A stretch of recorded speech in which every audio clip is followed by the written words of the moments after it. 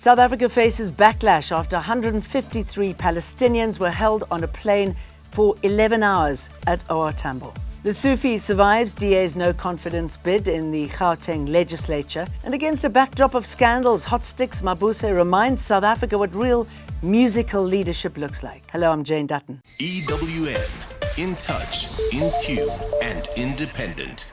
Humanitarian group Gift of the Givers has slammed South African authorities after 153 Palestinians were kept on a plane at OR Tambo for more than 11 hours over missing passport departure stamps. Palestine's ambassador Hanan Jarrah says many of them may have been misled by an NGO moving desperate families out of Gaza without explaining the risks.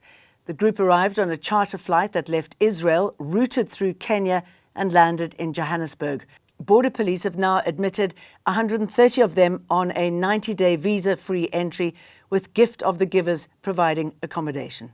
Children dehydrated, their hair soaked within a short space of time, a pregnant woman about to deliver, a child with seizures, denied the delivery of food for over 2 hours, which Gift of the Givers had paid for. 23 passengers have since travelled on to other destinations.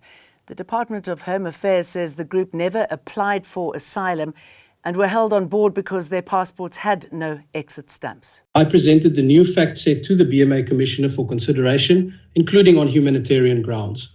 Once satisfied that the absence of certain elements from their itinerary would not leave them destitute in South Africa in the absence of any asylum claims, the travellers were granted entry into South Africa on the standard 90-day visa exemption, subject to compliance with the standard condition. Gauteng Premier Lesufi has survived a DA-led motion of no confidence after most parties in the provincial legislature rejected the bid to remove him. The DA accused Lesufi of mishandling corruption allegations at Tembisa Hospital and unlawfully establishing the crime prevention wardens, but failed to win support from other parties. Only the DA voted for his removal. Every other party, including opposition benches, backed Lesufi to stay in office, with the Freedom Front Plus abstaining. Despite the ANC leading a minority coalition government in the provincial legislature, 9 of the 11 political parties voted to keep Premier Lesufi in office. Even parties such as the EFF, Action SA and, surprisingly, the Freedom Front Plus did not back the DA's bid to remove the Premier. Lesufi says this shows that parties in the Gauteng legislature are tired of political instability. You have no idea. We are reclaiming what belongs to our people. We are re-energized to confront the racists head on. We are tired of racists. Their time is over. They will never take us from apartheid. Lesufi believes the DA's motion of no confidence against him was an attempt to settle political scores. Alpha Ramshwana, Eyewitness News, Johannesburg.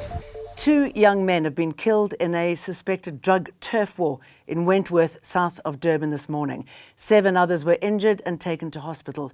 Detectives have been combing the scene where 2 gunmen allegedly opened fire on a group sitting outside a flat. Witnesses say the attackers chased the victims as they tried to flee.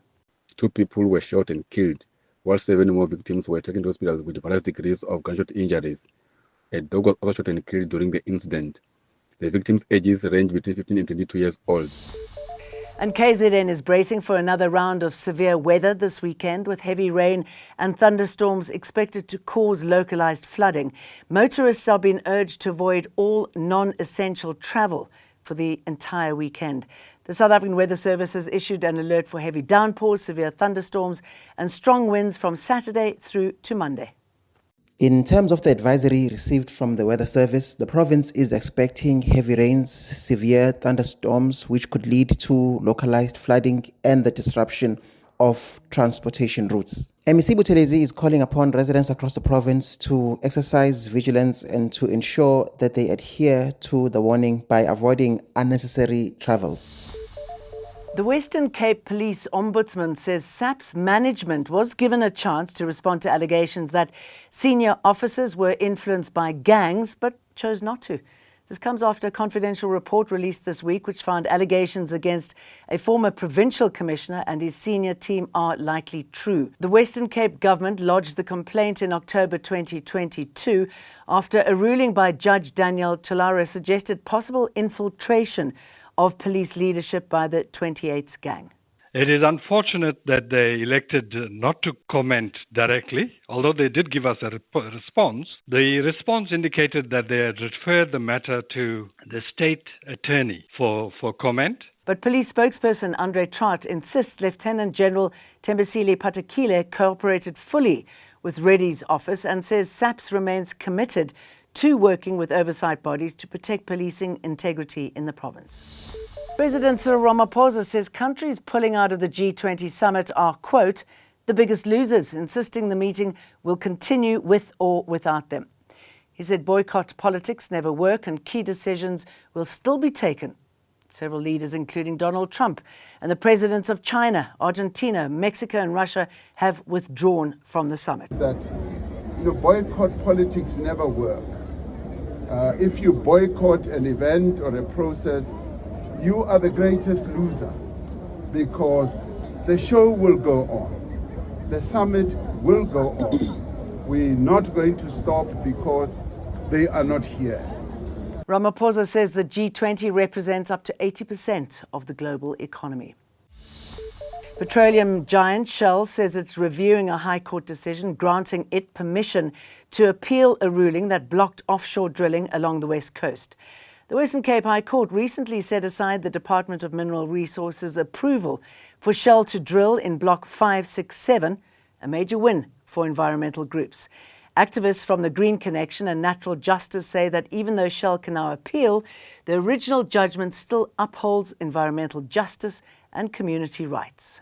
Shell has noted the court's decision to grant leave to appeal in relation to aspects of the Western Cape High Court's judgment on Block 5, 6 and 7. We are currently reviewing the decision to determine our next steps. The ruling still remains, the environmental authorization still remains unlawful, and we're happy to see that, those projects will have to be, the EIA process will have to be redone again in a correct manner, whereby also the communities are involved.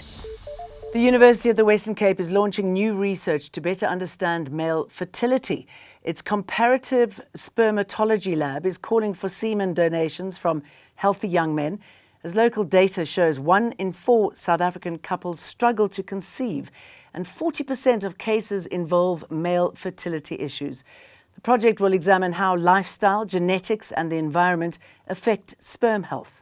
Now, in the case of a male partner, a basic semen analysis will be performed to measure standard things like how many sperm are in the sample, are most of them swimming. Often this evaluation is enough then to indicate if the male has a problem with sperm production. But in 15 to 30% of cases, the semen parameters are normal, but still the man cannot conceive. Kyiv came under a massive attack on Friday morning, with explosions reported across nearly every district as Russia intensified strikes on infrastructure in Ukraine. Local officials say missiles and drones targeted energy facilities and transport systems.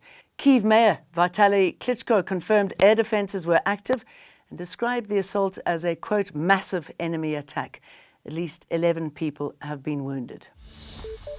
After a week dominated by headlines about musicians making news for all the wrong reasons, including the latest charges against Shebeshet, it's worth remembering the artists who built South Africa's musical backbone, which brings us to Sipho Hotsticks Mabuse, a man whose work didn't shock for attention but who shaped who we are.